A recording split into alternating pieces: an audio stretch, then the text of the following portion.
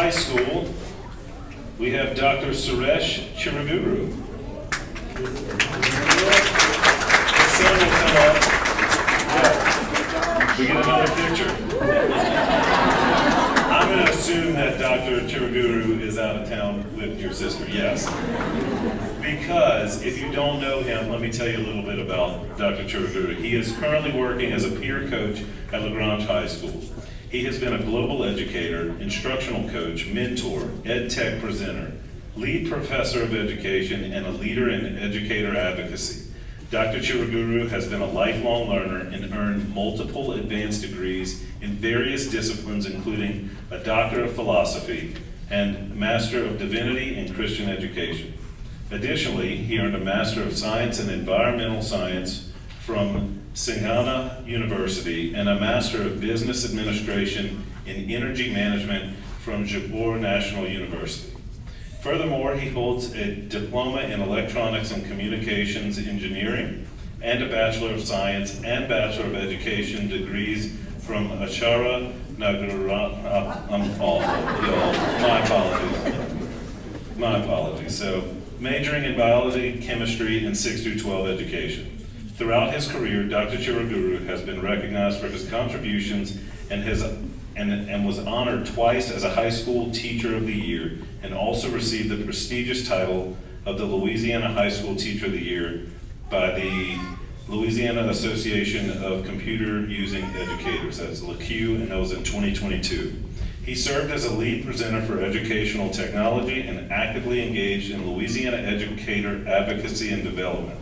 Empowering teachers and students with equitable and high-quality education has been the priority of Dr. Chiraguru, and serves in various lead roles as a general board member, advocator, chairman of Scientific Review Committee, and the assistant director for the Louisiana Region 5 Science and Engineering Fairs.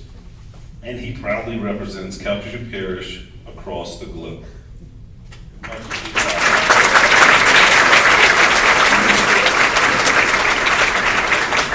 And we will move to the New Teacher of the Year awards. And so we would like to begin this with Ms. Skylar Johnson from College Oaks Elementary.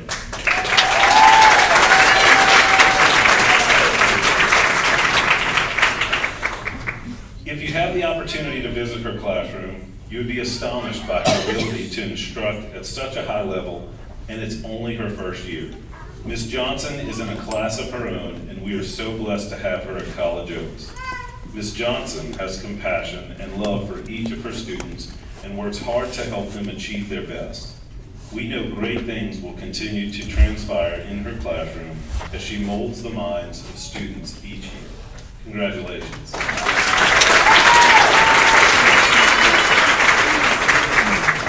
And going back to FK White for our New Teacher of the Year is Madison Pete.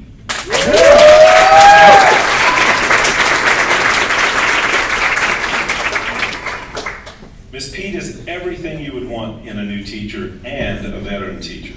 She is professional, positive, and has a strong work ethic. She is all in for all students, and if she doesn't know the answers, she will go try to find it. We are very lucky to have Ms. Pete and are thankful she chose FK White to start her teaching career. Thank you for being a part of FK White and CPSB. Congratulations.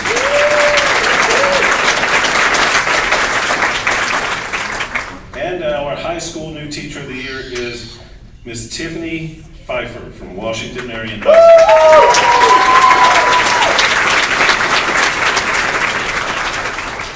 School. Her principal writes, Ms. Pfeiffer is a first-year geometry teacher on the campus of Washington Marion Magnet High School. Her dedication, innovative teaching methods, and positive impact on students have set a standard of excellence. She is an engaged faculty member on our school's campus. Her active service is evident in her participation in our school initiatives and committees that service our student population, such as RTI Behavior, PBIS, and Prom Committee. Please join us in congratulating Ms. Pfeiffer for her outstanding contributions to the school community.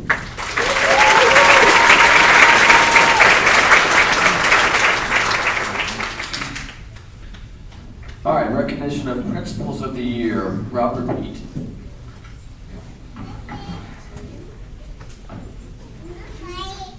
Hi, good evening. My name is Robert Payton, Director of High Schools. And it is an extreme pleasure to present to you tonight our Principals of the Year. If you're not aware, you don't know, we have great administrators in our district. So for these principals to be recognized among their peers means a lot. Okay, we'll begin with elementary. Our elementary Principal of the Year is Ms. Melanie Brady from the Blue Settlement Elementary.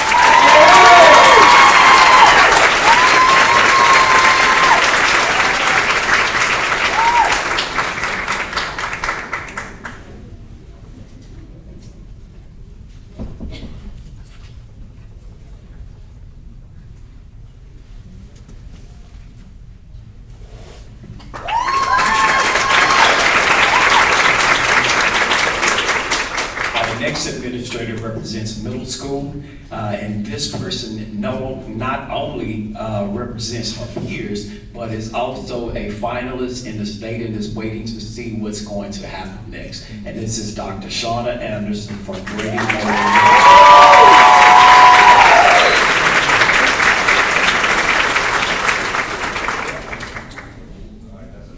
Yeah, that's first. Yes, might be riding a bus, but she is a bus driver. That's true. Okay.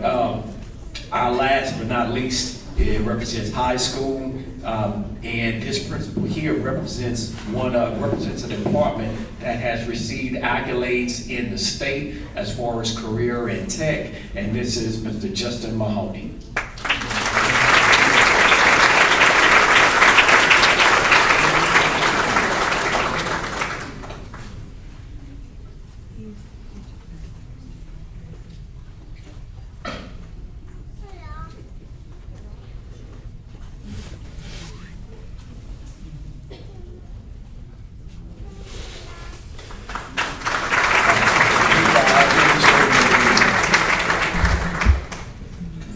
All right, Librarians of the Year, Dr.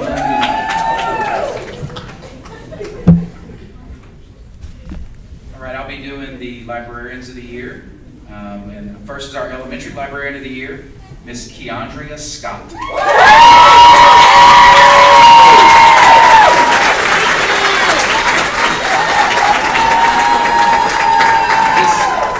Ms. Scott is a native of Lake Charles, a 2007 honor graduate of Washington Marion Magnet High School and McNeese State University.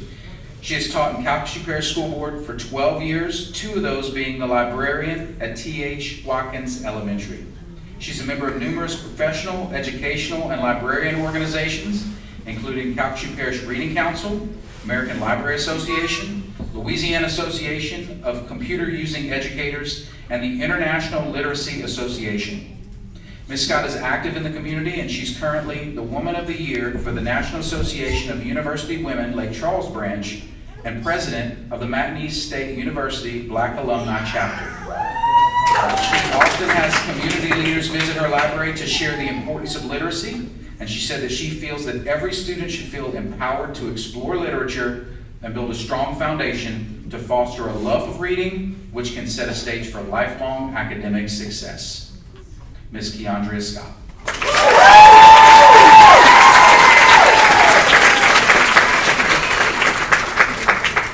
The Middle School Librarian of the Year is Hope Myers.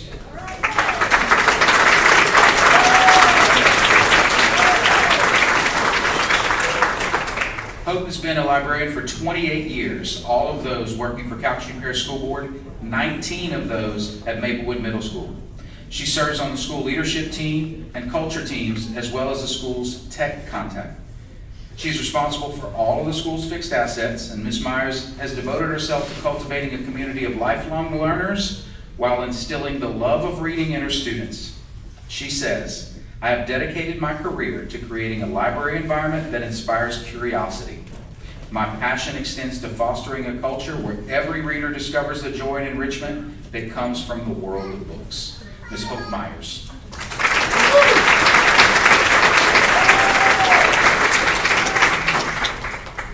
finally, we have the High School Librarian of the Year and the overall District Librarian of the Year, Miss Susan Gardeblet.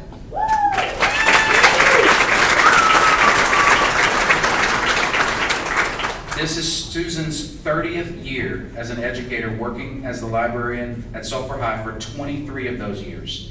During her career, she's also been a high school English teacher, a K-12 librarian, and an elementary librarian. She says, "I love helping high school students in any way I can, whether it's guiding them to resources they need, recommending books to read for pleasure, or just being there to listen and provide a safe space." Susan also serves as an officer in the Calcasieu Parish Reading Council, which she reestablished in the 2007-2008 school year. Her work with the Reading Council allows her to provide literacy-related professional development to other educators, as well as to promote reading to children in the community. Ms. Susan Gardeblet.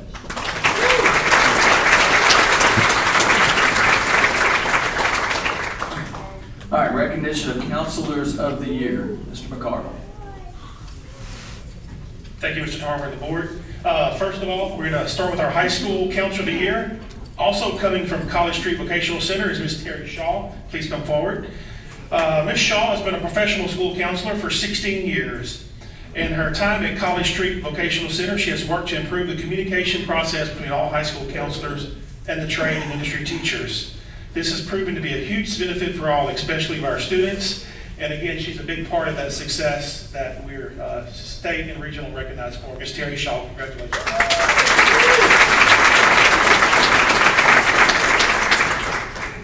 Okay, our middle school counselor of the year is Ms. Christy Valentine, coming to us from Maplewood Middle School.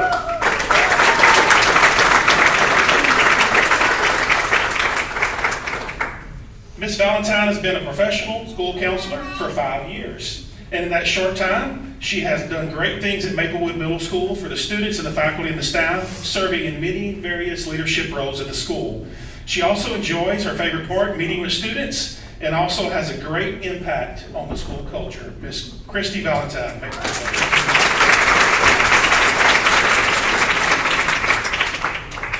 Coming to us from our elementary department is Ms. Emily Williams, professional school counselor from Brentwood Elementary.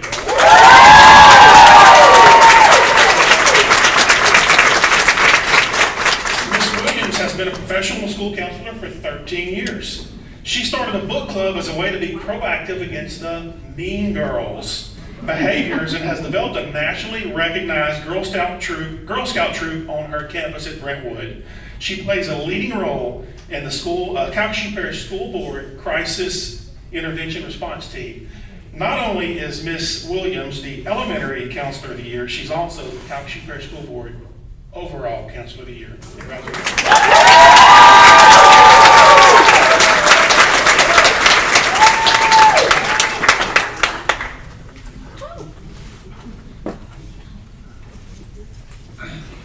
All right, moving on to item 5, Superintendent's Report. Go ahead, Dr. LaFleur. You've each received your Head Start report under Program Governance. Policy Council meeting was held on April 15, 2024. The following items were approved. March 19th, Policy Council minutes. April's Director's Report. April's Attendance Report. April's Financial Report. Dietitian Report. 2024-25 eligibility criteria. 2023-24 self-assessment. The John F. Kennedy Early Learning Center hosted Superhero Picnic with Pops. Students, fathers, and father figures showed up in costume to make the day memorable for our super students. All superheroes enjoyed delicious food, participated in games, and simply spent quality time together. Laughter, enthusiasm of adults and children was infectious. A good time was had by all. Students that were not accompanied by a father or father figure enjoyed time with their teacher dressed as a superhero. Head Start and Pre-K 4 students and parents participated in the monthly parent meeting and STEM activity. Parents learned about the early childhood coordinated enrollment event.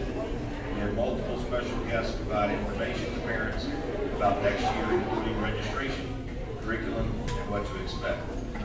Special guests included J.J. Watson, Secretary, Mrs. Patty Tilbury, Pre-K, K-4 teacher, Mrs. Manuel, and kindergarten teacher, Mrs. Lee. Students and parents then engaged in a butterfly color mixing STEM activity where they utilized markers, water, and coffee filters to display color mixing created butterflies to tame.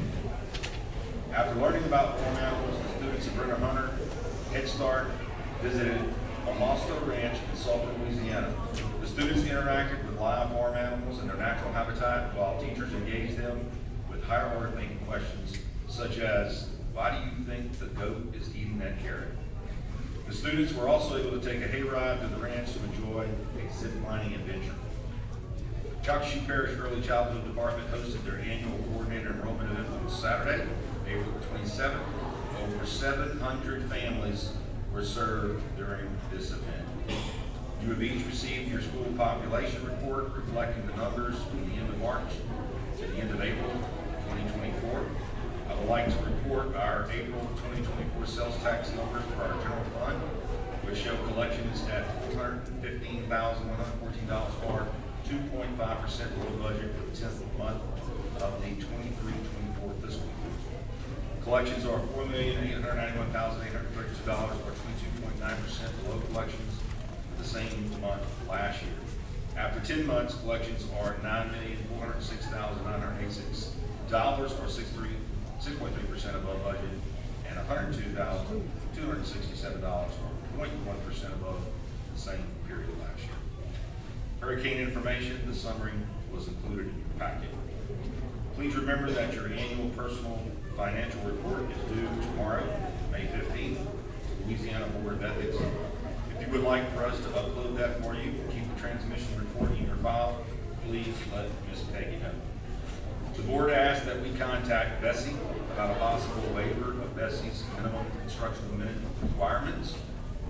We had the opportunity to speak with State Superintendent Dr. Kate Rumley and with Bessie member Kevin Burton, who both indicated that because of the bad weather we have in the spring, they support the granting of a waiver to CPSB of the instructional minutes. If it is okay with everyone, we would like to go back to our original calendar, and this will end a lot of confusion at the school building level. Thank you. Yeah, I assume there's no objections to that. Thank you. Yeah, thank you, Dr. Farr. Does anyone have any questions about the superintendent report? Excellent. Moving on, item number 6, there's no executive sessions, no appropriate actions on executive sessions. Item number 8 is committee reports. We're going to start with Discipline Policy Review Committee. Dr. Van Meter, are you making that presentation? Yes, sir. Calcasieu Parish School Board Discipline Policy Review Committee met on Wednesday, April 24th in the boardroom, 3310 Broad Street, Lake Charles, Louisiana. Committee members present: Jeff Bankins, Janice Biondini, Chairman; Catherine Chesson, Suresh Chiraguru, Jessica Crander, Alex Gilbert, Zach Jones, Catherine Joseph, Trinika Leon, Eric McDonald, Amy Nutrent, Patrick Pichon, and Christy Russell. The Discipline Policy Review Committee meeting was called to order at 10:05 a.m. by Janice Biondini. The prayer was led by Christy Russell, and the pledge was led by Jeff Bankins. The roll was called and there was a quorum. Janice Biondini, Chairman, presented the committee with the revisions to the CPSB Student Code of Conduct for the 24-25 school year. There was much discussion on the subject. On a motion by Patrick Pichon and seconded by Zach Jones, it was recommended to add more information to items 8, 9, and 27. You see the explanation in yellow on your packet.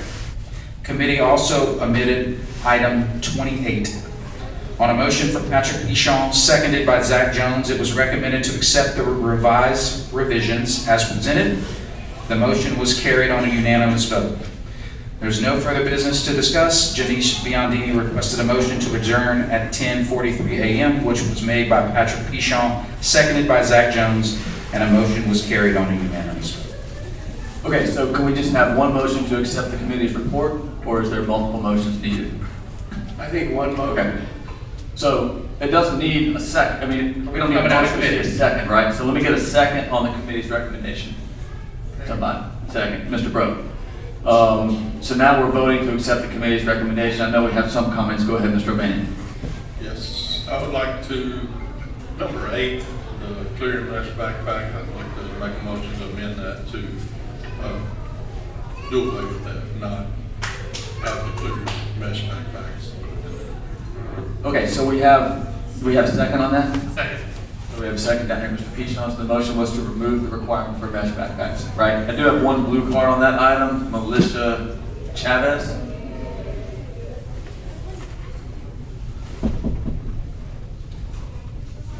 Go ahead, Ms. Chavez. Hello.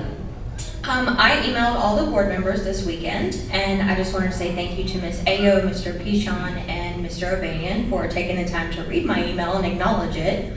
I wanted to speak tonight since I can only assume that the majority of you didn't actually get around to reading that email, so I wanted to make my thoughts known. I understand the goal for the clear backpacks is to limit invasive searches, but I have a few issues with this. This only limits backpacks and not sports bags, lunch bags, and so on. If a student wanted to actually bring in a prohibited item to school, they have many more places to hide things besides just that backpack. We do have metal detectors at our schools, and if those sound, then a student should be searched regardless if their backpack is clear or not. And I really feel like with a clear backpack that they would kind of be waved through because they can just look at it and go, oh yeah, it's just a binder, all right, go ahead. And that kind of poses more of a risk in my opinion. Not to mention that vapes are now made to look like school items, like pens and highlighters. These metal detectors are also manned by regular school staff, not necessarily trained professionals. So all it takes really is one person who's not on their A game and having a wonderful day, and not be 100% diligent to let something get by. Or honestly, if someone doesn't know what to look for, if they can't tell a difference between a vape pen and an actual pen, because those things look very similar. Apart from the searches, clear and mesh backpacks are not durable. Will the schools be prepared to offer extra backpacks when the students break during the day? Even if I do get a heavy-duty backpack and buy a warranty and what do I do when that breaks? Like, I'm gonna have to file a claim for this warranty or go locally and try to find a backpack. If none can be found locally, what do my kids do? Do they just not go? Do they throw all their stuff in a sports duffel bag since those aren't regulated? And it's kind of frustrating to add these restrictions. I have 4 kids in my household that my husband and I provide for. 3 of them are Calcasieu Parish students. To be completely honest, even with us both holding 2 good college degree jobs, our finances are rocky in the economy that we're in. I found out a few weeks ago also that the ESSER funds expired, so parents will be required to buy school supplies again this year, in addition to all the usual uniform items like shirts and pants and whatever kids need for school. My saving grace usually is that we can reuse some items from year to year, like school shirts and backpacks, but if this policy passes, it will add another burden. I know the easiest solution is to just buy multiple backup backpacks, but honestly, to put it bluntly, I can't afford that. So I ask that you do not approve this part of the policy, as it will have no necessary added security benefits, and it will really punish parents who are desperately trying to make ends meet in this terrible economy. Thank you. Thank you, Ms. Pettis. Okay, that's the only blue card that we have. So the motion is to remove the requirement for mesh backpacks. So is there any, the amendment. So we're discussing the amendment at this time. Any questions about the amendment? Ms. Gay? Yeah, I have a question. The part that you're removing, Mr. O'Banian, is the clear back and the mesh. You're adding the mesh to it. Omitting number 8 is the way I understand it. Okay. Now, it's been so long since I had anybody in school who bought a backpack. What other options are there for backpack? What other kinds do they sell besides the mesh and the clear, whatever? I don't know either. A bunch, right? But I've seen children get on the bus with all kinds of backpacks. So I was a little confused as to that there was a policy of a set backpack. It's an addition, what they're addressing is an addition to require a clear backpack. And the amendment would remove that requirement. Since we have gone to weapons detectors in middle and high school, we looked at other districts that have this, and several other districts have a similar policy, or the exact same policy, that has clear mesh backpacks because it makes searches a little bit faster, or a lot faster, going through the weapons detector. All right, Mr. Brogue? I'll go ahead, I mean, I'll support that. I mean, with the economy, she's right, with the economy the way that it is right now, and families' finances stretched to the max, to put that in place to be able to do that, the only thing that I would request, and it's coming from like your office and all your assistant people behind you, is that if somebody gets dinged in one of these metal detectors, I don't care how long it takes, they get to decide and they don't come in until they get searched. If it becomes an inconvenience for the ones that are doing that, then so be it. I think that'll be a deterrence in the long run for any letting that coming into the schools. Now, is that gonna take away from the safety of what we're trying to do? No. Because if they get tagged by the metal detector and they can't come in until we search them, and so I think peer pressure, the way it is nowadays, will probably force a lot of them to not do that. Because if they're the one holding everybody up, they're gonna get it, later on. But I agree with not having that requirement on there right now with the way that everything costs and trying to control expenses and having to buy school supplies and everything else. When I had 3 kids that went through there, my wife was a teacher, so we bought all kinds of stuff. But I really support that. All right, Dr. Washington.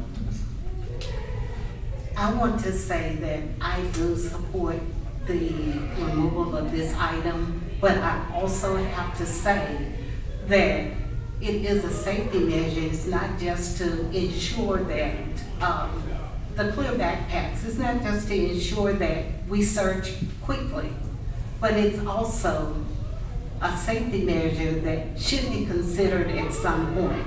Not now, not with the economy the way it is. And I did read every email I received. I did not respond, but I do want to say that at some point, we are going to have to consider this as an option.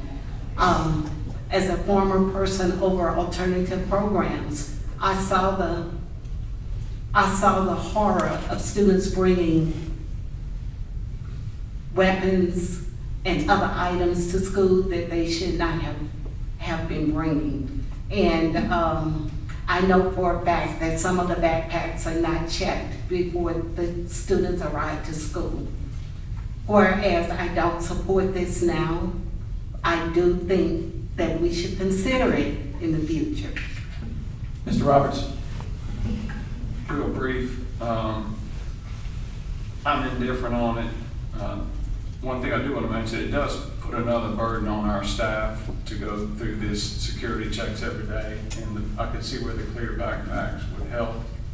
Whether the timing is right now, I don't know, but maybe we should also consider opening up the lockers again to where students can keep their books in lockers. I know there's some benefits of not having lockers, but I think there's got to be a balance somewhere. You can't go to a sporting event nowadays without a clear bag for a reason. We can't sit here and talk about security of our students and our facilities and our teachers if we're not willing to go all the way and do it correctly. So we added the security, or the metal detectors. We added armed guards, or security guards at each elementary school. And I think we've been proactive in that stance. I think this is another proactive step. Maybe it's something I think we should bring it back up here in the next few months and maybe consider some other options, whether it's a mix of clear backpacks and lockers again, or some additional help at the checkpoints, getting these students through the security system. Again, that's another burden to the staff. And someone brought up a good point to me today that we keep, we always talk about we're trying to lighten the load on staff, lighten the load on staff. No, we're not. This is another burden on staff running through the security system, which is needed. I'm glad we have it, and we need to do it.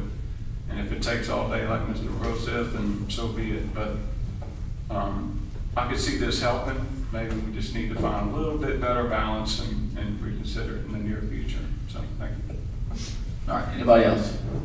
Okay, go ahead, Mr. Pichon. So I just want to say, I mean, everybody knows what's going on at the state level. You know, they're trying to take funding from us and everything like that.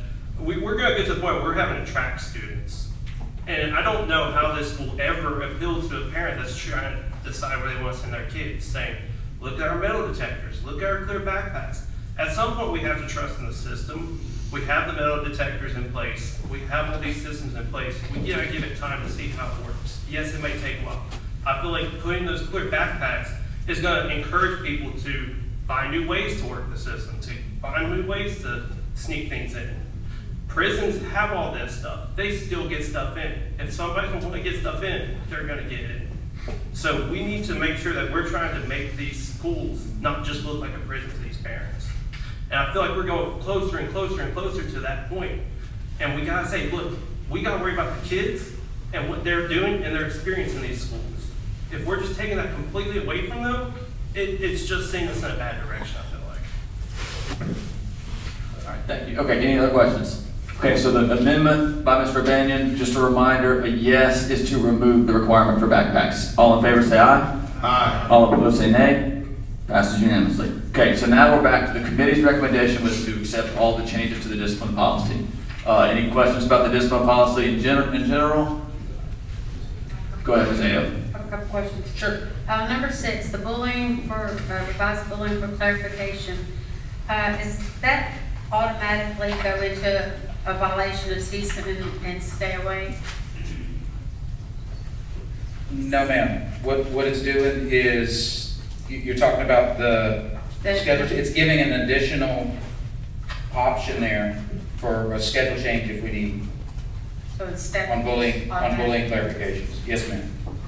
Okay. So in addition to loss of privileges, reassignment in the classroom, if we need schedule changes an option. Okay. And then number 14, the Ma'am? ISS and out of school supervision. How often does our ladder start over? Is that every 9 weeks? I'm sorry, how? How often does the ladder start over? Is that every 9 weeks? No, ma'am, it really depends. So if, for example, a kid has had ISI twice, then, the next time they may be suspended. So it really depends on the school. But what ends up happening is when we look at what this says, it basically says we want to be able, the policy says we want to be able to, on the 4th OSS for habitually violating the rules, to have the opportunity for expulsion if needed, for a recommendation, at least have a hearing.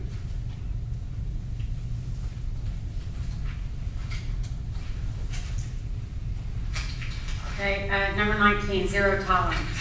Is this still being enforced?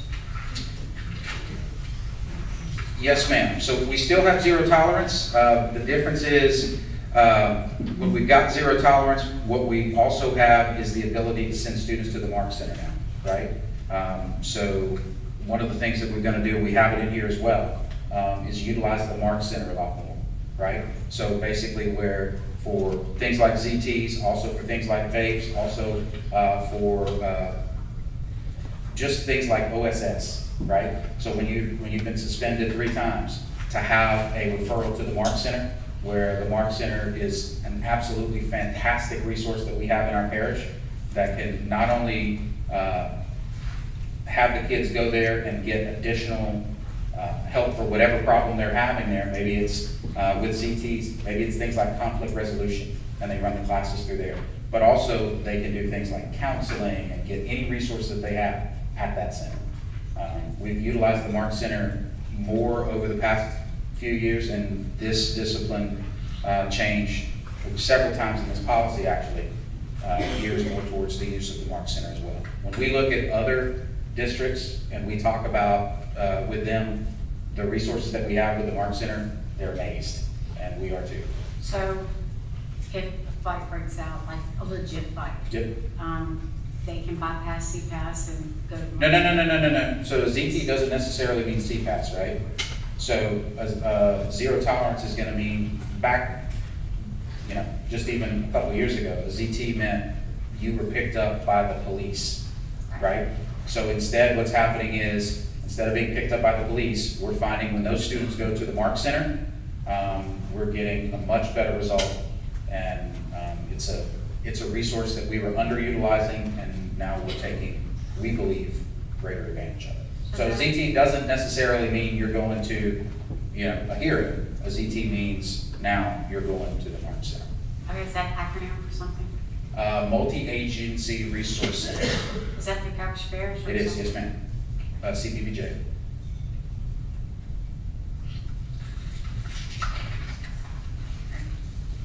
I think that's all I have, thanks. Yes ma'am. Ms. Gay? Yes, I probably should have asked this question initially when we started. You identified the participants of this committee to Yes, go ma'am. over this and present this. Yes ma'am. Was there parental representation? Yes, ma'am. I recognize none of the Yeah. names, but so we actually had parents that participated in this. So this is actually the only committee that we have that we are told what the makeup has to be. Okay. So we actually, it's revised statute 17:14, or 416.8, and it actually lays out who has to be on the committee by law. Okay, if you have that. And it does have parents on there. 2 parents to be appointed by method as approved by the rules of the. I didn't understand that. 2 parents have to be on the committee. It's Okay. 16 total members. Okay.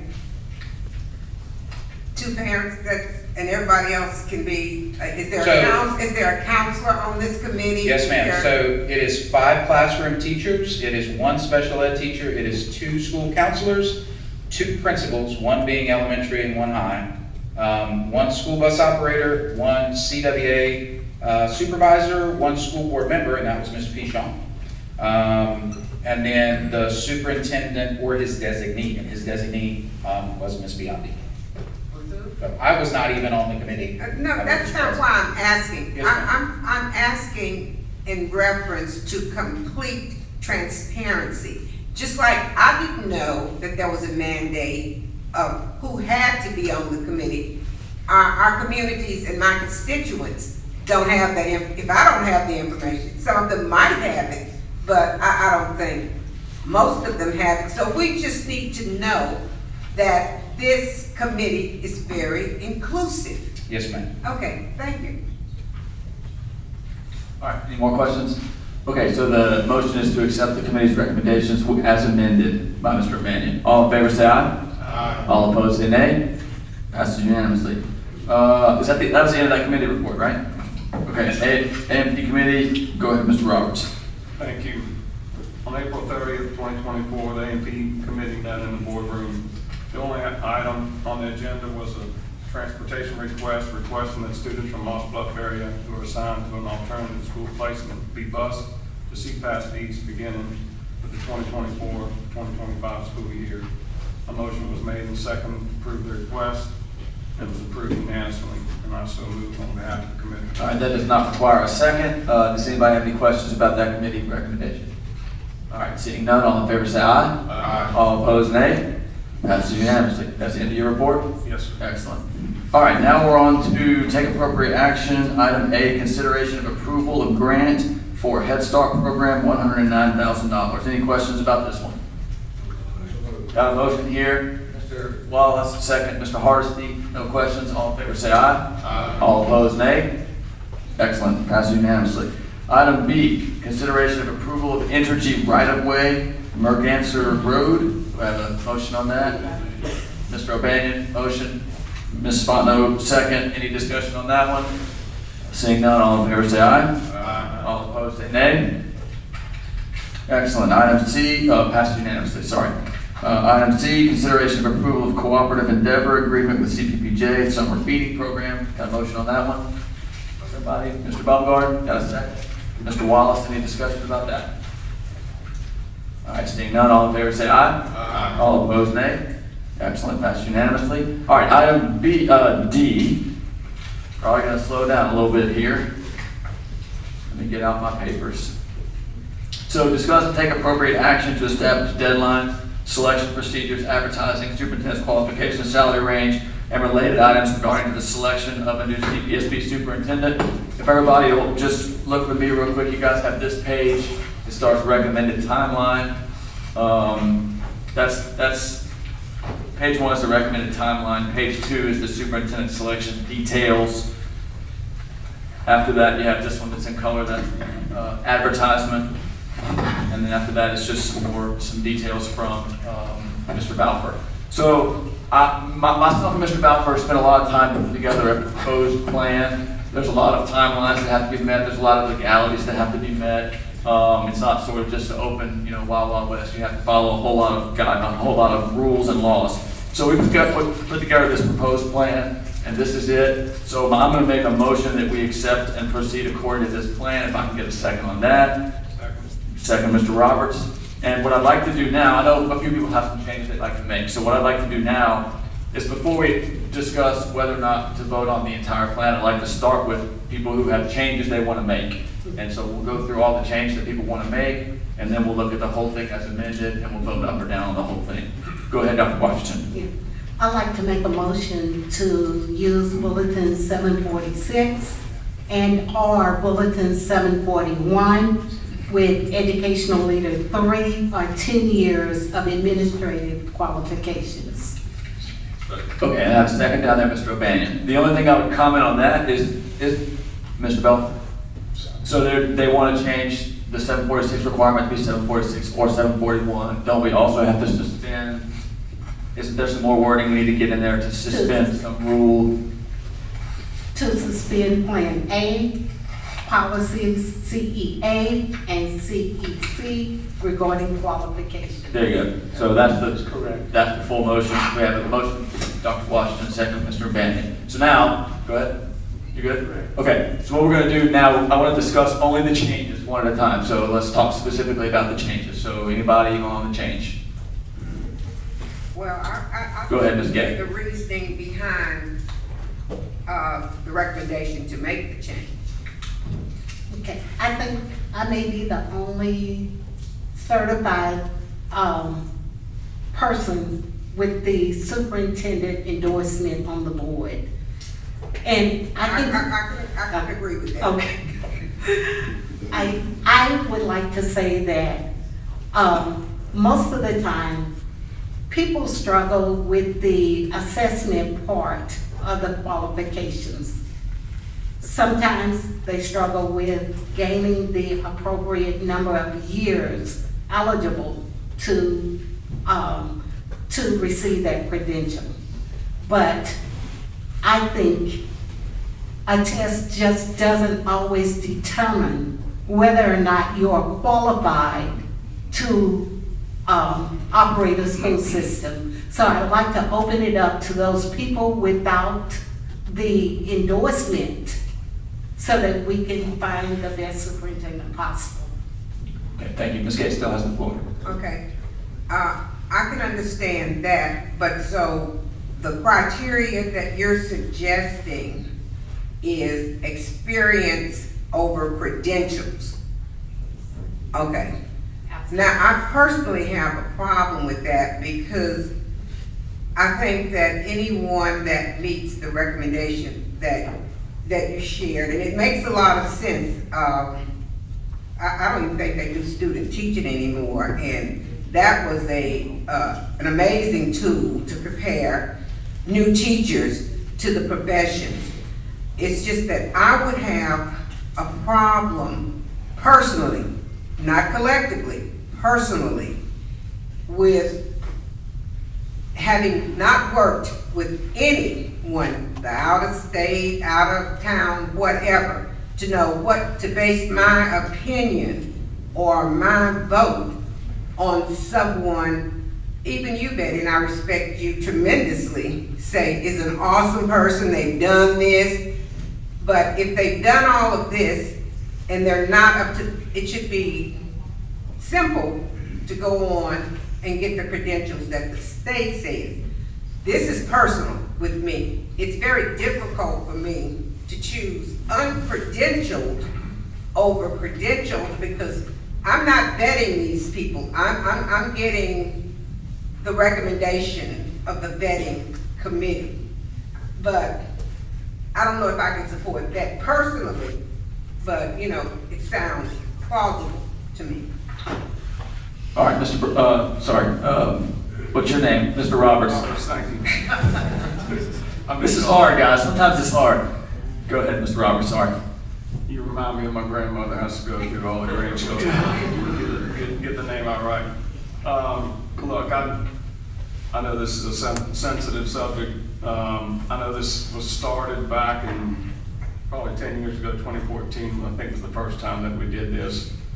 That we lowered the bar. I believe we have 8 people on staff that actually have that level 3 credential. I've not had anybody ask me to lower the bar so they can apply. I don't know if this really applies to anybody, but we are, I believe, the 5th largest district in the state, something like that. We're gonna pay a lot of money to somebody, and I just think that they ought to meet the criteria to be a superintendent in the state, being as large as we are. And for 10 years I've been on this board, we've talked about not having enough certified teachers, and we have long-term subs and people filling in. And so we beg to have certified teachers. And I think we ought to beg to have a certified superintendent as well. Same with bus drivers or whatever job it is. We're not going to put someone out there that doesn't have the right criteria to drive a bus. Just the way I feel about it, as big as a district as we are, as much as we've been through over the last 4 years, I think we need to set the standard high, and that's why I'm not going to support the amendment. Thank you. All right, Mr. Pro. We went through this, and it was probably about 10 years ago,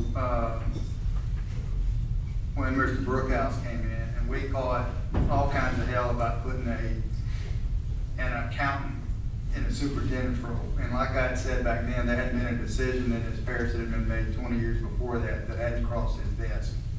And it ended up being, I think we could all agree, a pretty good decision on the board's part. It's not about the credentials in Miss Betty, Dr. Washington, I'm not always Miss Betty, but anyway, you know what I mean. It's exactly right in my opinion. It's not about credentials. You've got some of the smartest people out there that for whatever reason just can't get past the test. I don't think it ought to be, does that diminish their ability to be a good leader? Does that diminish their ability to be an effective person that can point or pick out qualities in people that can be below them, that they can delegate effectively responsibilities of things to be able to get done in a system that we have this as large as we are, with the amount of people that we have? If you look at a lot of the most successful hospitals, and I bring this up because I have people that I know work at several hospitals, some of the most effectively run hospitals in the state are not run by doctors. They're run by business people. You know, we've got over a $300 million budget. Now, does it have to be somebody that understands education? Well, yes. But just because they can't pass the test doesn't mean, or that you're willing to do that, is going to limit the quality of people that we can get in to be able to put in for that. And we interview them. It's our job to pick the best person. You know, like the last round that we went through that, everybody that we went through, you know, some of them all had certificates, and I was like, well, there's no way I would put some of those people that are in there, but we ended up where we are. And I think Dr. Ford's got a lot of qualifications. He got him where he is, and that's where it needs to be. But if we do that, I think we're going to be limiting, or if we don't make this change, we're going to be limiting our ability, I think, in the long run, to be able to find the best person. The more applicants that we have to be able to apply for that, the better off we would end up being. It's our responsibility to weed out the ones that we don't want. You may look at 2 people, one that may have a certificate and one that doesn't, but the one that doesn't actually may have the better qualifications as far as being a leader, understanding what needs to be done in the long run than it would be with a guy's certificate. I mean, I've known a lot of people that have the word doctor behind their name that I wouldn't.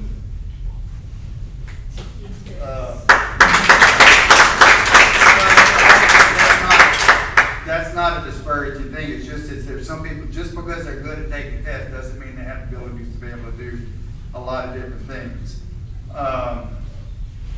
It just, I think we need to be open-minded on this. I mean, we're the ones that actually hire them and put them in to be able to do that, and that's what the interview process is. So I think the more people we have with a wide variety of backgrounds, I think is the better off we're gonna be with the size of our system, the size of the staff, all the I don't know, y'all are assistant superintendents now, or whatever y'all's title are right now, to be able to be effectively manage that and get all that down. It's not gonna be easy. You've gotta have somebody with strong abilities to be able to do that and to see through the fall and determine this person has the ability to be able to do that, this one does it, and then be able to make a change. And in fact, and then also to be able to deal with 15 of us. That's a challenge all in itself. So that's, I'll support it. Mr. O'Banion. Real quick, I just want to say, this really is nothing new. I mean, the last two selections we've had, we did the exact same thing.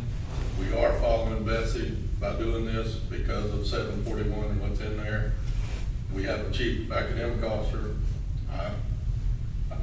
I personally think he's doing an okay job. I'd like to keep it, so, but that's just my point. I don't think we're really doing anything out of the ordinary as far as past action that the board's taken. I think we're doing what we have been doing. I think we should keep doing that. Ms. Taylor? I definitely do not see this as lowering the bar. I think this is opening it up for more people to apply. We have some uncertified teachers in the classroom that are doing a phenomenal job, phenomenal.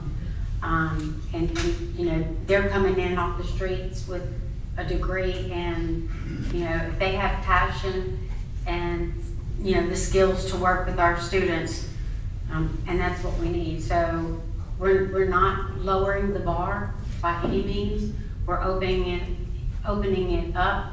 As a board, we have the qualifications. We know what we're looking for. We know what works, what doesn't work in our parish, or we should. So I think that's an excellent idea, Dr. Washington, and I totally support it. Anybody else? I'm like really confused right now, but obviously something's going on here that some of us don't know about, some of us do. So I'm really confused right now at what's going on, but I think we have enough people that's qualified, that have the qualifications to have a good superintendent chosen. Okay. Anybody else? Mr. Reynolds? If we do lower, go to lower, level 2, I really think we need to take our time and not rush with 30 days of an application. Also, why would we rush? Let's take our time, open it up for everybody to have the equal opportunity to have a chance to apply. With that being said, I know Dr. LaFleur, time will be up, and I really feel that needs to be an interim that does not want to apply for the superintendent. So let me put you on pause on that. Let's talk about the level 3 certification, then we'll come back to the interim. But I just want to keep us on one thing at a time so we all talk about the same thing. Okay. Have you gone on a round 1 yet? I mean, has everybody good? You want to speak again? It's your motion. I'll come back to you. But let me say one thing very briefly. I'm not going to spend a lot of time because I'm the chair, but just obviously this was my recommendation. I'm going to stick with it. We spent a lot of time putting the plan together, and we think it's a good plan. And obviously I'm going to support keeping it the way it is. And I do feel like it's a little bit the chair's responsibility to put the plan together, and then the board has to vote on the plan. It's not official until it's voted on. But in the past chairs have said let's do it way X, Y, Z. This would be probably 10 years of making that exception just because we've done it in the past doesn't mean we should do it this year. So, this is my plan. I'm gonna stick with my guns on it, and so I'm not gonna support the amendment. Now, what we'll do is, I'm gonna very briefly go to a second round for Dr. Washington, because it was her motion. Okay. I want to say that looking at Bulletin 741, this is a Louisiana statute. I'm thinking I'm using the right term. It's a Louisiana bulletin. So it doesn't lower the bar. It doesn't change the criteria. What it means is we're setting the criteria for what we need and what we want for our students. It's we deciding what we want rather than someone going in, taking a 4-hour test with almost 300 questions that may or may not apply to our district, to our students, to our teachers, to our situation. We're looking at it and we're saying that we can do better. We want someone that knows our district, that has the years of experience, that understands our children, that understands our teachers, our board, and are willing to work with us. All right, Ms. Gage, so now we're on round two. Let's be extremely brief, because we can be here all night. Very brief on round two. Go ahead, Ms. Gage. I intend to be brief. Looking at this recommended timeline, advertising starting on the 17th of May, which is this week sometime, and actually voting on a superintendent on July the 2nd. Ms. Gage, we're just on the level 3 certification. I know, but Okay. even if we have applicants from out of the area, this is really, really tight to make a decision on. And that's why I'm saying that if this is the information that other applicants from throughout the state are following, Bulletin 741, then for us to throw in a level 2 when everybody that's going to be applying already knows that the state requires a level 3. So is that going to be a part of the advertisement for the position? You can apply if you have a level 2? Right, so let me just clarify one thing. We have not advertised for the position yet. Right. There is a certification, education leader level 3, and it is for people to have the certification to be superintendents. So they may assume that they need that requirement. We have not advertised one way or the other yet. We haven't, but if we're going to vote to do that, people from all over the state might have a level 2, and we might have many, many more applicants. But if my thing is, if we stick with what people know that they're supposed to have, then we won't have any confusion with applications coming in. I would hate for us to advertise, hire someone with a level 2, and 5 applicants come back and say, you never said that all I needed was a level 2. Reverend Wallace has not even had a round 1 yet, so, but very brief, please. All right, I'm done. It won't be that brief. But however, when I'm going to actually support the motion as is for the 746, not opposed to the other, but however, the ed level 3 with having a highly certified individual meeting the criteria that is set. And so, again, whether or not it passes, that's fine, because we'll move forward no matter what. But I'm gonna stick to what's here in Bulletin 746. But again, as we move forward, if it doesn't pass, hey, we will move into our search. Okay, so the motion as it exists originally is to be 746, which is the Ed Leader 3 requirement. The amendment would be to add an alternative, which is 741 with the 10 years experience. We're clear on the legal word. Okay, so this is going to be close enough. I'm going to roll call vote. Roll call vote. Go ahead, Dr. LaFarge. This is the amendment. So if a yes is to add the 741 option, a no is to keep the 746 as the requirement. But there's one thing they don't understand. Very brief, Very brief. extremely brief. They're extremely brief. If a candidate has an education level 2 and they are appointed by the school board, then they will automatically, if they meet the other criteria, be issued a level 3. Okay.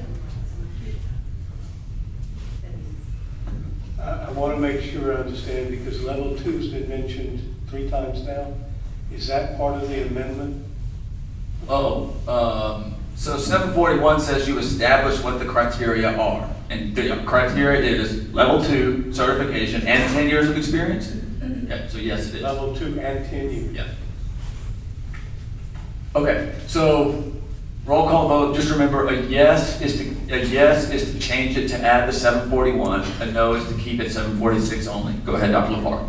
DeSalle. Yes. Mr. Baumgart? No.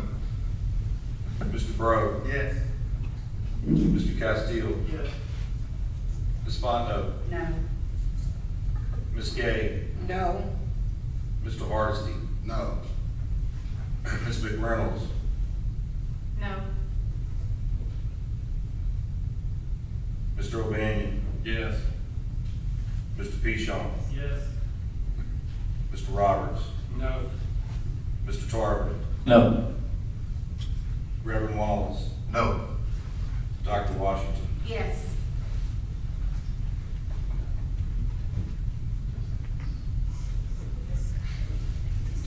Motion fails. What was this? Was it 7 to 7? 8 to 6. 8 to 6. So the motion fails, which means we're back to the original proposal, which is still 746. Ms. McReynolds, did you want to talk about interim? Did you want to talk about an interim change for interim? Okay, so we're going to go to Ms. McReynolds.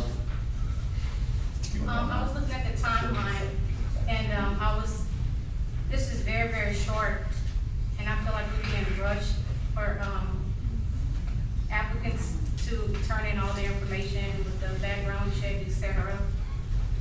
I would like to see if we can have an interim superintendent in between selection with a time frame. So you want to make a motion to do that? Okay. Okay, so the motion is to basically create an interim superintendent or put in place an interim superintendent, right? So I guess what we'll do is, what you really want to do though is extend the process out and take more time. So what we'll do is, we'll discuss the interim, and then if the interim passes, I'll come back to you and we can talk about how much time you want to extend it to. So your motion is Ms. McReynolds, the amendment is Ms. McReynolds. Second, Reverend Wallace, right? Go ahead, Reverend Wallace. Okay, and with that, with the motion, I don't know if you want to add that, but I know that it's a 6 month. I know that by law, so it's 6 months that we have to have. So, but however, with that, if there is an interim, that would give and allow time for a very thorough search to making sure that applicants have time to put from wherever they may want, so that as a board, we don't move so fast and so quick with selecting someone. But along with that, I think did you motion also that the person or the individual that may be, if this passes, selected as an interim, stipulation is that they cannot apply for superintendent. That's correct. Okay, so just so we're clear, that was part of the original motion. I don't remember if she said that or not, but now we're saying that is part of the original motion. If there's going to be an interim, it can be someone that's going to apply. Correct. Right, okay. Any more discussion on the, Ms. Fondo? I don't really understand why we need additional time, because I think that once you put it out there, you're going to get the most qualified people very quickly. And I think to spring it out and then put somebody else in place, are you gonna put somebody that's highly qualified and then tell them they can't run because they were interim? I just don't get it. I just assume move with this timeline. Anybody else on that? Mr. Pichon? I just have a quick question. Is this whole process done online where they just submit everything online, verify documents, or they having to mail stuff? No, they have to send this stuff to Ms. Peggy's, what's in the plan. They have to send this stuff to the central office. Yeah. Okay. Go ahead, Mr. Bro. Question. What is the policy, procedure, state requirement, guidelines, whatever the case may be, that how long we can go without actually having a superintendent in place?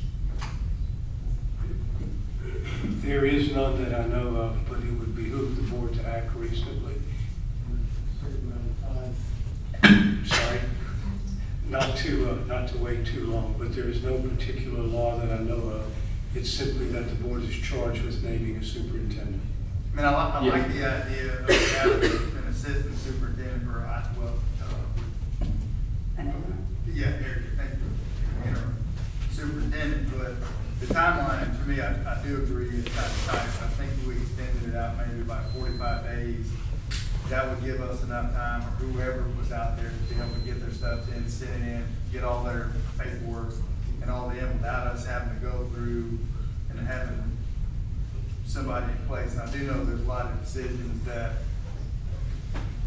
would have to be made in the meantime to be able to do things, you know, to get ready for school next year and all that. And I'm assuming those decisions would probably come to the board. I mean, I don't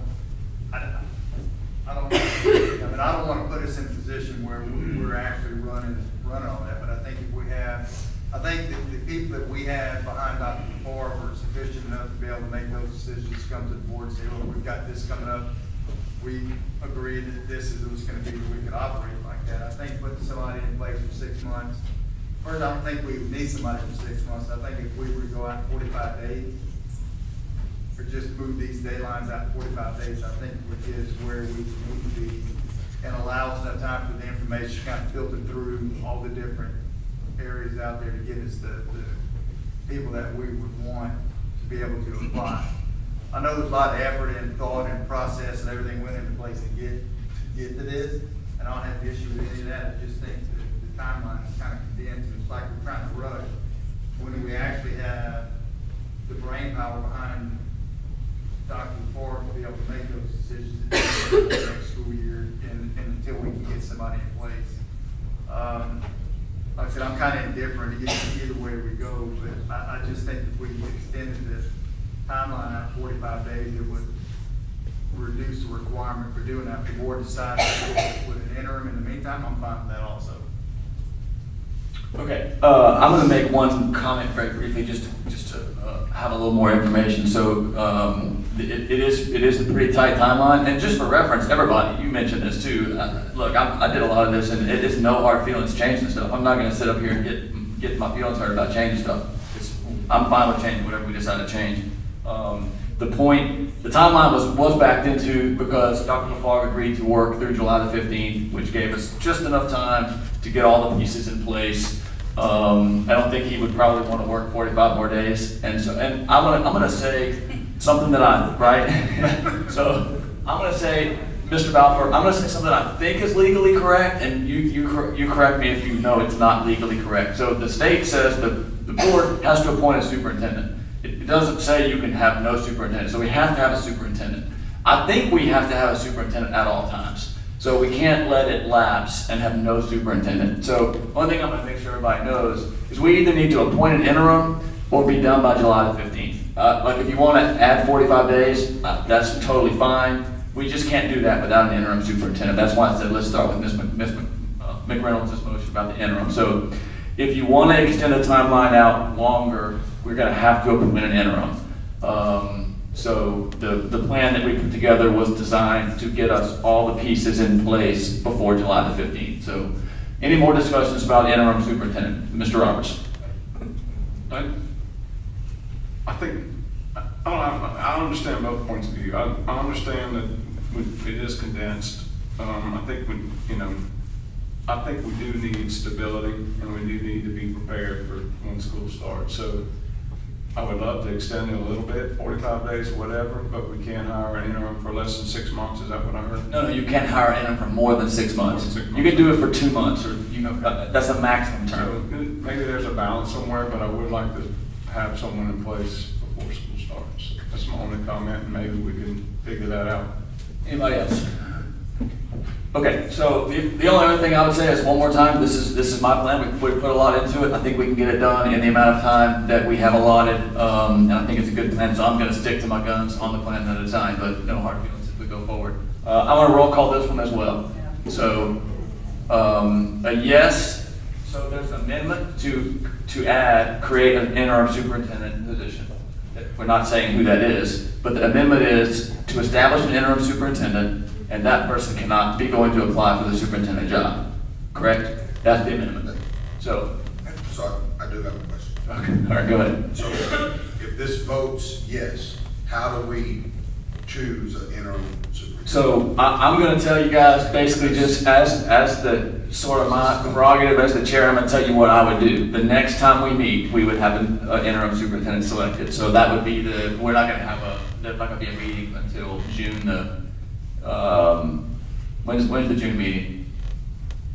Somebody tell me when the June meeting is. So in the June meeting, we would appoint an interim superintendent. That's what we would do. I mean, I don't think we're going to call a special meeting for it. We don't need to appoint an interim until Dr. Lafargue is retired. So that's what we would, I'm just telling you, Okay. sort of, that's the way I would do it. We have to go through an application process for that? No, absolutely not. The board, it takes 15 people vote, eight votes. And the requirements are not, you don't have to meet any particular requirements. That's why it's only limited to 6 months. So that is just, in the next meeting, we will vote on an interim superintendent. Mr. Bauer? That's correct. Yeah, and so I guess what we would do is we would get anybody who's interested to let us know, but honestly, we would just vote on it. We would just decide. We would just do it. Go ahead, Mr. Roberts.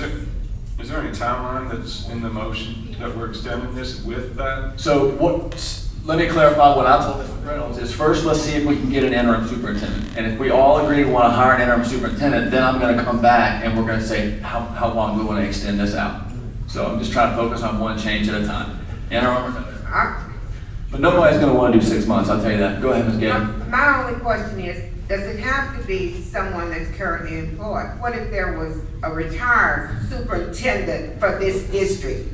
What's the specification? Yeah, that's a good question. There are none. Right, so basically we can assume that we can have a knockdown drag out in June and decide who the superintendent is, or it can be basically anybody. Okay. That's why it's only 6 months. You can't do it for a long term because you can basically have whoever you want. Anybody else on interim? Okay, roll call vote again. One more time. A yes is to appoint an interim superintendent basically in June. A no is to stick with the original timeline because with no superintendent, we can't extend the timeline. Roll call vote. Go ahead, Dr. Paul. Ms. Ayo. No. Mr. Baumgartner. No. Mr. Breaux. Yes. Mr. Castillo. No. Ms. Fontenot. No. Ms. Gay. Yes. Mr. Hardesty. No. Ms. McReynolds. Yes. Mr. Natale. Mr. O'Banion. No. Mr. Pichon. No. Mr. Roberts. No. Mr. Tarver. No. Reverend Wallace. Yes. Dr. Washington. No. 10-4 fails. Okay, so that motion fails. So now we're back to the original plan, unamended, I think, if I'm remembering correctly. Back to the original plan. Does anybody else want to suggest any additional changes? Go ahead, Mr. Castillo. So, two of them can, and we don't know the number of applicants we have, but it says we would only vote for 3 finalists, or only interview 3. I would like to see something that if there's a certain number that apply, that we get the opportunity to interview a percentage of those that apply, versus just 3 without knowing anything about them other than paper. We can't see how they act, how they answer questions and things like that. So I'd like to see a percentage, whether it's 66%, whether it's 50%. Hopefully somebody else can help me with that number. And also, this is just for, just because I'm gonna be out of town on July the 2nd, and that's when the board interviews are gonna take place, so I'd love to see if we can move that down to, the 9th or something like that, and then finalize Okay, so let's take one of those at a time. Let's start with, just to make sure everybody knows that if you guys will take a look, it says that we're basically narrowing down to 3 finalists from the resumes, which I understand is not a lot of finalists. But man, Mr. Castillo, I'm gonna kind of put it on your shoulders here if you want a number, somebody's gotta have a number. I want to make a motion that we interview at least 50%. Okay. With So- no less than 3 being. Yeah, so if there's only 4, we interview 3. If there's 10, we interview 5. Is that what you're saying? Okay, so do I have a second on that? Mr. Bros, a second on that. Any discussion on that? All right, no discussion on that, so all in favor say aye. All opposed say nay. Okay, good, passes unanimously. So, Mr. Balfour, you understood that wording? Okay, so we have that. So now that amendment is done, so now we're back. Mr. Castillo, go ahead. Yeah, so, July the 2nd, people are gonna be out of town, possibly for the July 4th weekend. I will be out of town and won't be returning until July the 8th. So I would like to make the interviews, at least from the 8th and the 9th, and, with the selection being the 9th, and then, a few days later, I don't have a calendar in front of me, but a few days later, then we can, once we finalize the superintendent, then we can go over a contract with them. Okay, so you want to change the interviews and selection from July the 2nd to what date? And look, I'm gonna go ahead, I'm gonna say this way, I know I'm gonna regret this, but let's all just pull out our calendars and everybody just look at their calendars and let's just say is that day okay? I know I'm gonna regret it, but. Can we move it to like the 27th? Right, so let's just talk about the day. What day do you want to move it to? He's talking about the July the 2nd meeting, moving that meeting. Did you say the 27th? Yeah. Mr. Harris, he suggested the 27th. That way it's before the holiday. So we would need to, The only thing there is they'd be notified they were finalists and they have to be here in 2 days if they were from somewhere where that might be a little challenging for travel arrangements, but I don't have a problem with that. Will that give you enough time to do the background checks and that kind of stuff? Because we've had instances where background checks were done and then something came up. So the background checks are done only on the finalists, and if we're not changing the, we would be selecting the finalists on the 25th either way. You don't have any problem with that date, right? So selecting the finalists is on the 25th either way. That's what affects the background checks. So the background check shouldn't be a problem. It's Mr. Castillo's motion, so we're still When are they done? Just for the finalists or when the applications come in? We only vet the finalists? Is that what we're saying? The police background checks. Everyone that submits an application has to give us the required documents to do a police background check, and correct me if I'm wrong, but we do the police background checks only on the finalists. so I would like some motion to be that we interview on the 8th and 9th. That'll be 5, that'll be maybe 3 on that Monday and 2 on the Tuesday or vice versa. And then July the 11th, we can discuss the contract with the superintendent that'll be elected on the 9th. Okay, so let's take. I have to. Okay, well, that would only be discussing and finalizing the contract details. That might not be that important meeting. Okay, so the motion is to do, the meeting is currently July the 2nd, which is board interviewing finalists. You want to do that 2 nights of interviews, the 8th and the 9th? Is that what you said? Okay, so that's the motion. Do we have a second on that motion? You good? Second? Okay, so the meeting that is currently on the 2nd would become 2 meetings on the 8th and the 9th. That would facilitate, if we have more than 3 finalists, we would need to have 2 meetings, but they're pretty lengthy. Okay, so everybody good on that change? Everybody good? Okay, all in favor say aye. All opposed say nay. Mr. Belfer, you got that change? Interviews on the 8th and 9th. Interviews on the 8th and 9th. So that leaves us needing to move the finalizing the contract details. And we're going to, you want to make a motion to move that one? Yes. It's now on the same day. A motion to move that one to the 11th of July. Okay. Thursday. Do we have a second on that? Second. Ms. Bont, second that one? So, any discussion on that? I will say, for somebody who's, some guys who are not familiar with what exactly finalized contract details means, that basically means the term, the big ones are the term and the pay, but also evaluation criteria, those kind of things. But the big contract details, that is always the negotiation, is the term and the pay. Any discussion on that date? Okay, so the motion is to move the July 11th, board finalizes contract details, I'm sorry, July 9th to July the 11th. All in favor, say aye. All opposed, nay. Passes unanimously. You got that, Mr. Belker? What I don't have is when do you elect the superintendent? That's with, on the 9th. The 9th? Right, so there would be interviews on the 8th, and then interviews and election on the 9th. All right, anybody else want to make any more changes? Okay, so now we are, one more? So I Go just ahead. want to discuss this, so do we just advertise in the American Press and on the CPSB website, or do we go out further and advertise on the Advocate, or additional publications, within the state or outside the state? I think that needs to be discussed, prior to closing the subject voting on it. And I don't know all the publications that are out there. I know we're sticking to the strict timeline, and due to the timeline, there may not be that opportunity to advertise those different publications. So just quick comment on that. The requirement is that you advertise at 2 different sources for within a week between them, right?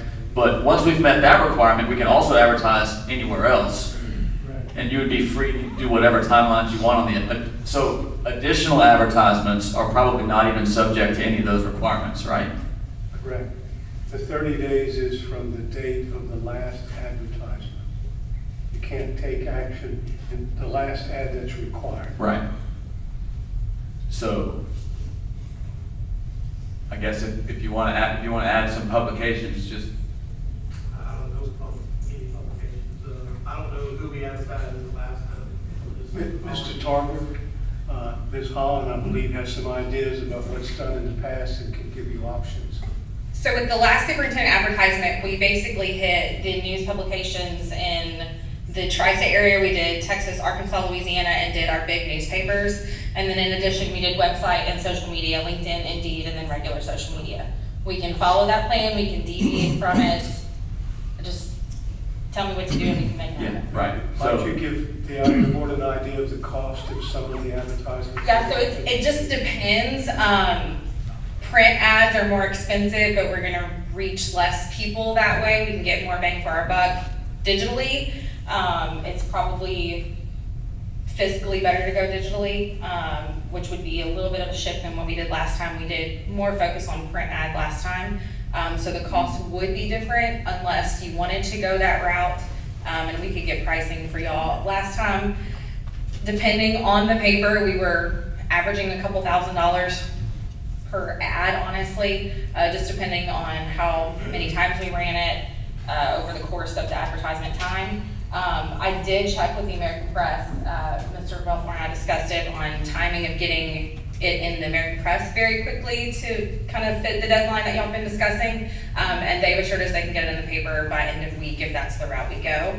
Possibly even earliest Thursday if I can have it in our hands in the morning. So if that's the route we go, that's been guaranteed at this point for us. So basically, the American Press and the CPSB website satisfy our legal requirements, and then we can advertise in LinkedIn if we wanted to. We could do Indeed, LinkedIn, and regular social media at no additional cost, or we could even put very, very small dollars behind it and reach audience as well if we want to go that route.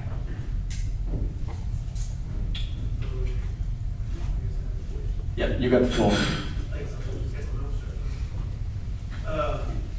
So I think we need to advertise in those, for sure, that you just mentioned, LinkedIn, Indeed, as well as, is there like a educator publication or something that can be done online? So we did a few basically boards, like, LCA helped us with some job posting boards, and I can look into those as well, again, we can follow suit of what we did last time.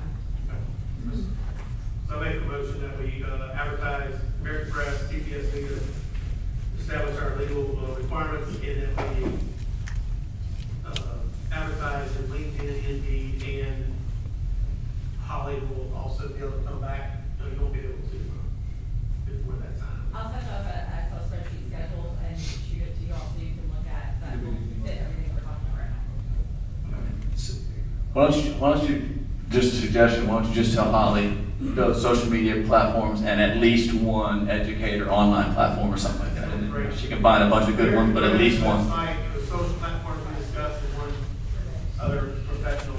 There you go. platform. We need to hold that. Yeah, we're gonna have to have a vote on that. So do we have, first of all, we got a second, Mr. Hardesty. Go ahead. You have anything, you have any comments since it's your second, Ms. Gay? I just have a question. Once you decide where you're going to advertise, could you just shoot the board an email so that we will know? Because I can guarantee you, someone is going to say, well, where did you advertise at? My nephew was thinking about moving back home, and I don't want it to appear that this is a secretive, private kind of process. I want it to go as far as we can get it at the cheapest rate. Yes, ma'am. Last time we did, I had an itemized cost and publication list as well as a calendar of when all the ads were run, and I'll do the same this time around. Yeah, that sounds good, but we don't want to have the appearance that, we're not looking in places we could be looking.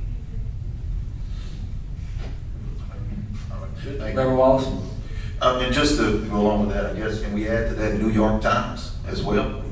But another thing, just real quick and brief, you know, this is why maybe in the future, I know it's difficult now, but in the future, maybe we ought to look at employing a consultant firm to conduct our searches. Because, you know, I know other entities and a lot of other districts utilize those consultant firms, and it can be very beneficial to keeping things open, transparent, as well as getting the information we need. So maybe that's something we ought to look at, because this process, it's a little different, and I'm grateful for the president and our attorney, but maybe in the future, that's something we need to really look at and forward, because it makes that process easier, more transparent, and we operate with more integrity and just openness to our people. So is your motion, he said, hey, can we add the New York Times to that? Are you okay with just accepting? Okay, so no offense, but it was his motion. It's not currently added. Let's do his, and then if you want to, we can have another. Wow. Right, okay, so even if yours passes, we can still come back. We'll keep coming back for changes as long as we want to make changes. So right now, though, it was his motion. So we're going to vote on Mr. Castillo's motion. Any more comments on Mr. Castillo's motion? Everybody understand what you're voting on? So a yes is to add those additional advertising requirements. A no would be to keep it only CPSB and American Press. All in favor say aye. Aye. All opposed nay. Passes unanimously. Okay. Any other changes? I'd like to make a motion to add New York Times. Okay. Do we have a second for that? Is it free? I mean, hey, open. I would assume it is not free. No. Might I ask, we're talking about digital New York Times? Okay, I'll tell you, this is Social the media quick list of review. publications from our last superintendent search. Houston Chronicle, Dallas Morning News, Arkansas Democrat Gazette, the Times-Picayune, Acadian Advocate, the Advocate, Shreveport Times, Monroe News Star, and then in addition, we did LinkedIn, website, and social media. Those were our publications from last time.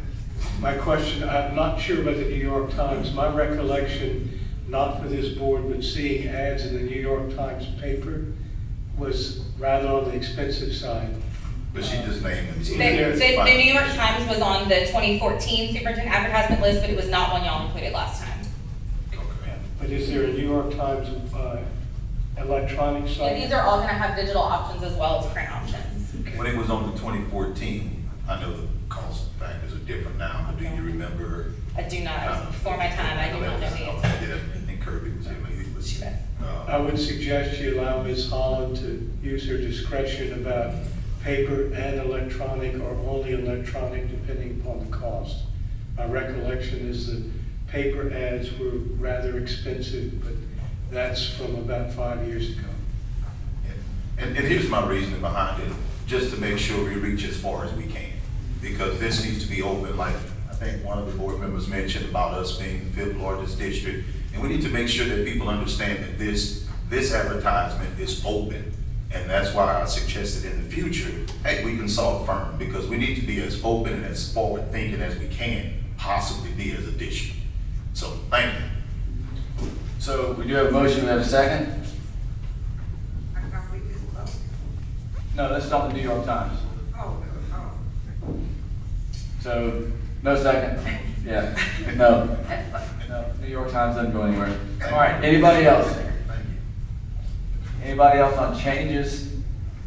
Okay, so now what I'm gonna do now, we're now voting on this policy, speak now, forever hold your peace. So I'm gonna just open the floor for general discussions about the policy. If anybody has any questions, I'd be happy to answer them, or Mr. Balfour can answer them before we vote in the entire plan.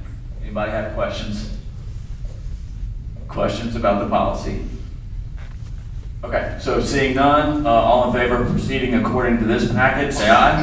Aye. All opposed, say nay. Excellent, passes unanimously. All right, okay, so that's done. Where are we at? It's been a while. That's D, so now we're on E. We got a motion on E. Consideration of resolution in support of H.E. Murrow. Motion, Mr. Roberts. A second, Ms. Fontenot. Any questions on this? Just very briefly, this is the resolution in support of the lawsuit is about the Title IX regulations and how they affect transgender access to bathrooms and locker rooms and that kind of thing. So if everybody's clear on that, no questions, seeing none, all in favor say aye. Aye. All opposed, nay. Passes unanimously. All right, permission to advertise is none. Bid reports, A, bid 2025-08, bread, produce, and paper goods. Mr. Roberts motion, Mr. Castile second. Any questions on that? All in favor say aye. Aye. All opposed, nay. Passes unanimously. 12, hurricane bid reports, LCBA hurricane repairs, Jeremy Myers, architect. Got a motion, anybody? Ms. Fontenot motion, second. Mr. Castile, any questions on that? Seeing none, all in favor say aye. Aye. All opposed say nay. Passes unanimously. 13, correspondence. Let's get a motion on A, B, and C. So move on. Mr. Hardesty, A, B, and C. Second, Mr. Baumgarten. Any questions on A, B, or C? Seeing none, all in favor say aye. Aye. All opposed, nay. A, B, and C pass unanimously. I guess I should probably read those. Recommendation of acceptance, administrative area modifications, change order number 6 for the project Westwood Gymnasium. Recommendation of acceptance, Westwood Gymnasium. Condolences and recognition, starting now with Ms. Gay. I don't have one currently, but it was brought to my attention, and thank you so much, Dr. Washington, that someone who I worked with for many years passed away in March. And a lot of you might remember her, Mary Margaret Dobby. She was very active. I noticed at the last insurance meeting that she was not there, but I had no idea until this evening that she had passed away at the end of March. Ms. Bischoff, Baumgarten, Hardesty, Washington. I just want to say, I didn't have a chance to really get to know Ms. David, but she was a member of the Department of Special Services as a itinerant preschool teacher. And again, we didn't know she passed away until tonight. Thank you, CFT. But we certainly would like to send our condolences to the family. Ms. Roberts, Castillo. Tony Tremonti, he was a community service, but he was also a Council Parish police juror for District 15 in the Sulphur area. And he did a lot for the students in the Sulphur area, and for not just Sulphur, but many different things, started the Tornado Football Network, where they broadcast, which got our school, our students involved in that, and videoing the games and everything. So anyway, just to him, he passed away the 29th of April. Just like to be added to the one from Ms. Dobby, if you don't mind. Thank you. Mr. Bro, Ms. Fontenot, condolences. Mr. Reynolds, O'Banion, Tremonti, you got that, Ms. Peggy? She had that. Ms. Ayo? Another one, Mr. Tremonti. All right, committee meetings, budget committee, June 4th, 2024. We do not have a superintendent selection that night, so that will be fine. If there's no objections, we can adjourn the meeting. All in favor of adjourn the meeting?